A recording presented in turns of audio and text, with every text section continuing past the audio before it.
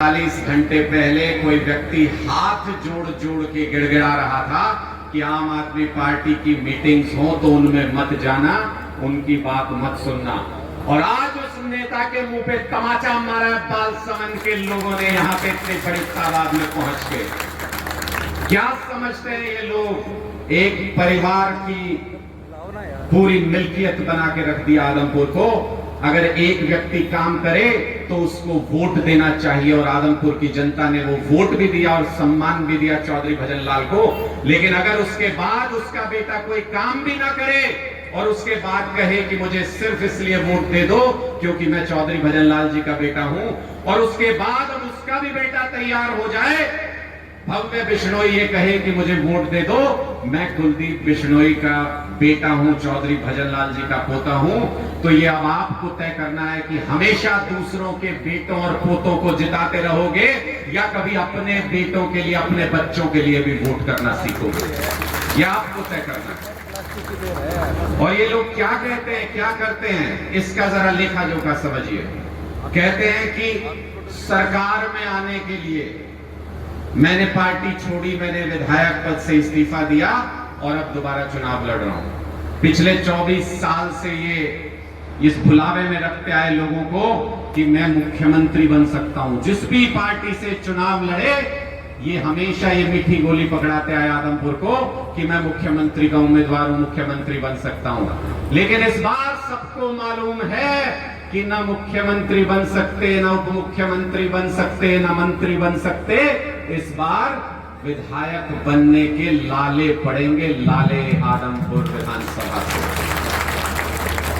और उसके बाद क्या कहते हैं, जब पार्टी ज्वाइन की तो इन्होंने क्या कहा कि आदमपुर के लिए अब काम हो सकेगा, इसलिए भारतीय जनता पार्टी में शामिल हुआ हूं। मैं यहां इस मंच से कहना चाहता हूं कि अभी तो तुम्हारे हाथ जुड़वाए हैं कुलदीप बिश्नोई, घुटनों पे नहीं ला दिया तो कहना आम आदमी पार्टी नाम नहीं हमारा। ये घुटनों पे भी आएंगे, गिड़गिड़ाएंगे आपके दरवाजे पे आकर के कि एक बार और हमें वोट दे दो। लेकिन मैं आपको नया मंत्र देने के लिए आज यहाँ पे आया हूं। मनीष सिसोदिया जी की उपस्थिति में ये बात कहना चाहता हूं। नया मंत्र समझो। अब नया मंत्र क्या है कि बहुत बार मौका दे लिया, अगर एक ही मौका देना है तो केजरीवाल को दे के देख लेते हैं, सब कुछ बदल जाएगा आदमपुर में, सब कुछ बदल जाएगा। ये जितने सरकारी स्कूल बंद किए बैठे हैं, क्या कहते हैं, ये कुछ लोगों से बुलवाते हैं, बार बार ये कहते हैं कि शिक्षा पे राजनीति मत करो, शिक्षा पे राजनीति मत करो, शिक्षा पे राजनीति मत करो। अरे तो किस चीज पे राजनीति करें? जात पात पे राजनीति करते रहे क्या? धर्म पे राजनीति करते रहे, हमारे बच्चे इसी तरह से रुलते रहे? ऊंच नीच पे राजनीति करते रहे, हमारे बच्चे इसी तरीके से रुलते रहे? हम परिवारवाद की राजनीति करते रहे, बच्चे इसी तरीके से भटकते रहे?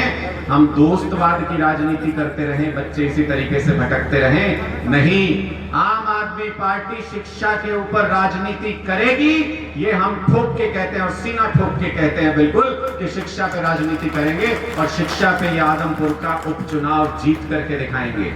ये आदमपुर का उपचुनाव नहीं है। अरविंद केजरीवाल जी जब यहां आए थे तो आपको बता करके गए थे, आदमपुर के उपचुनाव को आम आदमी पार्टी को जितवा करके आप अपने बच्चों की अच्छी शिक्षा आदमपुर में सुनिश्चित कर सकते हैं। लेकिन उसके ठीक 2 साल बाद हरियाणा में विधानसभा चुनाव है।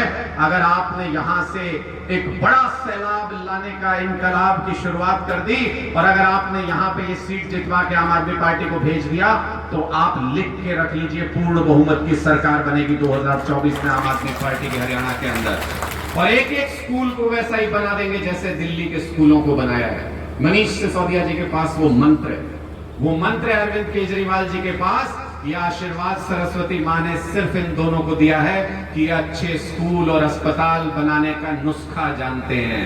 ये बीजेपी वालों के बस की बात नहीं है। ये बीजेपी वाले क्या कर सकते हैं, ये आपको लड़ा सकते हैं जात पात पे, या आपको धर्म पे लड़ा सकते हैं, या आपके बच्चों के हाथ में लाठियां पकड़ा सकते हैं, उनको सड़क पे संघर्ष करने के लिए मजबूर कर सकते हैं, उनके ऊपर केस लगा सकते हैं। आप इनके खिलाफ आवाज उठाएंगे तो राजद्रोह के केस लगा देंगे। लेकिन सिर्फ आम आदमी पार्टी है जो आपके बच्चों को पढ़ना लिखना सिखा करके अच्छा इंसान बना सकती है और आपके परिवार की गरीबी पूरी तरह से मिटा सकती है। और बीच में आपको बरगलाने के लिए हमेशा एक पार्टी रहती है, हमेशा कांग्रेस पार्टी। कांग्रेस के बस की नहीं है भारतीय जनता पार्टी को हराना, ये नोट कर रख लो। कांग्रेस के बस की नहीं है भारतीय जनता पार्टी को हराना। कांग्रेस नहीं हरा सकती। क्यों नहीं हरा सकती, आज ये भी समझ लो। इनके 31 विधायक हैं, 31 विधायक थे, राज्यसभा का चुनाव होना था इनका। अपने ही राज्यसभा उम्मीदवार को अपने 31 विधायकों का वोट नहीं दिलवा पाई ये कांग्रेस पार्टी। लाखों हजारों लोगों के वोट का तो सवाल ही पैदा नहीं होता, कैसे भरोसा करेंगे लोग। और गोवा के अंदर 11 विधायक बना के भेजे, उनमें से 8 बिक गए। यानी आज ये समझ लीजिए कि एक भी वोट अगर कांग्रेस पार्टी को आपने दिया तो वो सीधा भारतीय जनता पार्टी के पास जाएगा, चाहे चुनाव से पहले चाहे चुनाव के बाद। ये नोट करके रखिए। इसलिए अगर भारतीय जनता पार्टी को हराना चाहते हो, इसलिए अगर दादा लाइफ तोड़ना चाहते हो, इसलिए अगर इस कुलदीप बिश्नोई की कड़ लगाना चाहते हो, तो सिर्फ आम आदमी पार्टी आपके पास ऑप्शन है। सारे बटन आम आदमी पार्टी पे झाड़ू के निशान पे इसका दबा देना। और जितने स्कूल ये बंद करते हैं, अच्छा मुझे एक बात बताओ, ये भारतीय जनता पार्टी तो ज्वाइन कर ही रहा था ना कुलदीप बिश्नोई, तो इतनी बार्गेनिंग तो कर सकता था कि मैं भारतीय जनता पार्टी में तब आऊंगा जब आदमपुर के स्कूलों में शिक्षक पूरे कर दोगे, जब आदमपुर के सारे स्कूलों में ये तय कर दोगे कि एक भी स्कूल बंद नहीं होगा। आदमपुर की जनता के साथ देखिए कितना बड़ा धोखा किया इस आदमी ने कि यहां आके या मुख्यमंत्री के पास गया अपने बेटे को लेके, भव्य बिश्नोई को लेके, बढ़िया सी फोटो खिंचवाई मुख्यमंत्री के साथ फ्रेम में, बाहर आके बोला मैं आदमपुर की बात करने गया था, मैं आश्वासन देता हूं, जुबान देता हूं, आदमपुर का एक भी स्कूल बंद नहीं होगा। और देखिए कैसा बीजेपी ने तमाचा मारा इसके मुंह पे कि उसके 2 दिन बाद सरकारी ऑर्डर निकाल दिया। कौन कौन से गांव का सरकारी ऑर्डर निकला स्कूल बंद होने का? धानी मोहब्बतपुर का सरकारी ऑर्डर निकला। असरामा का निकला कि नहीं निकला? असरामा का निकल गया ऑर्डर कि ये सरकारी स्कूल बंद कर दिया। यहाँ पे सोचिए, मैं बताता हूं किस लिए गया था मुख्यमंत्री के यहाँ। ये अपने बच्चे की शक्ल दिखाने गया था भव्य बिश्नोई की। क्या कहने गया था कि ध्यान से पहचान लीजिए, इसी को जेल से बचाने के लिए भारतीय जनता पार्टी में शामिल हुआ हूं। अगर किसी दिन पुलिस पकड़ने के लिए आए तो उनको फोटो दे देना कि इस आदमी को नहीं पकड़े, इसको छोड़ देगा। अपने बच्चों को बचाने के लिए 200 करोड़ रुपए का इनकम टैक्स का केस चल रहा है कुलदीप बिश्नोई के ऊपर, और इसके पासपोर्ट जमा है, इसकी पत्नी के पासपोर्ट जमा है, सारे परिवार के पासपोर्ट जमा है। सुप्रीम कोर्ट कहता है अगर बच्चे को विदेश पढ़ने भेजना हो तो अपने सारे पासपोर्ट जमा कर दो, तब भेज सकते हो। जमानत पे गिरवी रखे पासपोर्ट अपने, तब बच्चे को विदेश भेज पाए। और वो पासपोर्ट लौटाने के लिए सुप्रीम कोर्ट में अर्जी लगाई, सुप्रीम कोर्ट ने अर्जी खारिज कर दी। बोले लुकआउट नोटिस है, पासपोर्ट लेके भी क्या कर लोगे, विदेश नहीं जा सकते तुम। तो इसका मतलब क्या कि अपने बच्चों के बारे में सोचता है कुलदीप बिश्नोई, उनको बचाने के लिए वो भारतीय जनता पार्टी में शामिल हुआ है। आप भी अपने बच्चों के बारे में सोचो, नहीं तो सड़क पे ऐसे ही रुलते फिरेंगे। और आज से 15-20 साल बाद जब जवान हो जाएंगे आपके बच्चे पोता पोती, तो आपसे पूछेंगे कि जब ये बदलाव की बयार पूरे हिंदुस्तान में बह रही थी, जब ये बदलाव की बयार हरियाणा में बह रही थी, तो आप लोग कहां सो रहे थे हमारा भविष्य दांव पे लगा करके।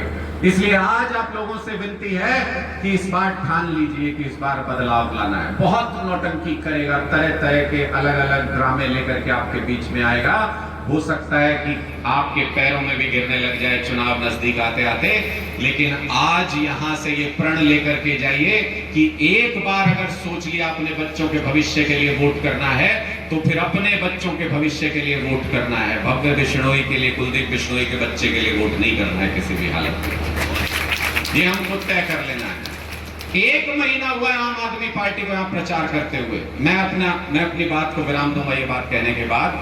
1 महीना हुआ है आम आदमी पार्टी को यहां प्रचार करते हुए, हाथ जुड़वा दिए आप सब लोगों के सामने।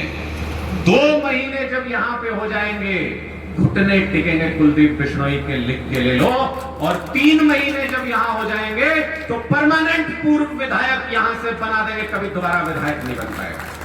ये आम आदमी पार्टी का ऐलान यहां से कि अपनी पूरी जी जान से मुकाबला करेंगे। और ये आप जानते भी हैं कि हम जी जान से लड़ते हैं। ये मनीष सिसोदिया जी बैठे हैं, रोज इनके पास ये खबर आती है कि आज गिरफ्तार है। हम भी यहां मनीष जी चर्चा कर रहे थे कि रैली से पहले गिरफ्तार हो गए कि रैली के बाद गिरफ्तार हो गए। रोज इनको ये धमकियां आती है कि इनको गिरफ्तार कर लेंगे, लेकिन मुस्कुराहट देखिए, एक शिकन इस आदमी के चेहरे पे दिखा दीजिए, एक शिकन नहीं इनके चेहरे पे। नहीं डरते तुम्हारी ईडी पीडी से, किसी भी तरीके की जेल से नहीं डरते, नहीं डरते तुम्हारे गुंडों से भी नहीं डरते। जो तुम्हारे मन में हो कर लो। इस बार अगर ये सोच लिया है कि शिक्षा क्रांति ला करके रहेंगे, बदलाव ला करके रहेंगे, तो सीना ठोक के कहते हैं कि शिक्षा के मुद्दे पर चुनाव लड़ेंगे और यहां पे बदलाव ला करके दिखाएंगे। आप सब लोगों के सहयोग से बहुत बहुत शुक्रिया आप सभी का। बहुत